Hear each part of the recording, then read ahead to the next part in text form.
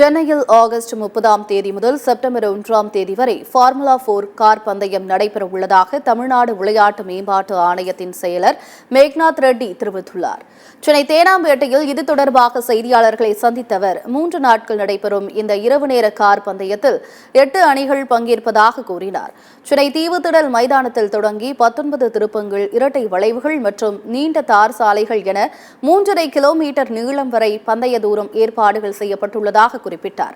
மாலை 4:30 மணி முதல் இரவு 9:30 மணி வரை நடைபெறும் வகையில் கார் பந்தயம் திட்டமிடப்பட்டிருப்பதாகவும், போட்டி நடைபெறும் நேரத்தில் மட்டும் போக்குவரத்து மாற்றம் செய்ய காவல்துறையினருக்கு அறிவுறுத்தப்பட்டுள்ளதாகவும் மேக்நாத் ரெட்டி தெரிவித்தார். இந்த வருடம் பண்ற ரேஸ்க்கு கவர்மெண்ட் சைட்ல இருந்து நாங்கள் எதுவுமே பணம் கொடுக்கல. மொத்தம் ஏற்பாட்டு ஆர்பிபிஎல் நிறுவனம், எஃப்எம்எஸ்ஏ அவங்க சேர்ந்து பண்ணுறாங்க. சில ஸ்பான்சர்ஷிப் வாங்கிட்டு பண்ணுறாங்க. ஸோ இந்த வருடம் நம்ம நடத்துகிற ரேஸ்க்கு கவர்மெண்ட் சைட்லேருந்து எந்த ஒரு பணமோ அல்லது ஒரு ஃபண்டோ கொடுக்கறது கிடையாது. கோஆர்டினேஷன் பண்ணுறோம். என்னென்ன தேவையான ஃபெசிலிட்டிஸ் தேவையோ அது மட்டும் பண்ணுறோம், தவிர பணம் எதுவுமே கொடுக்கல இந்த வருடம்.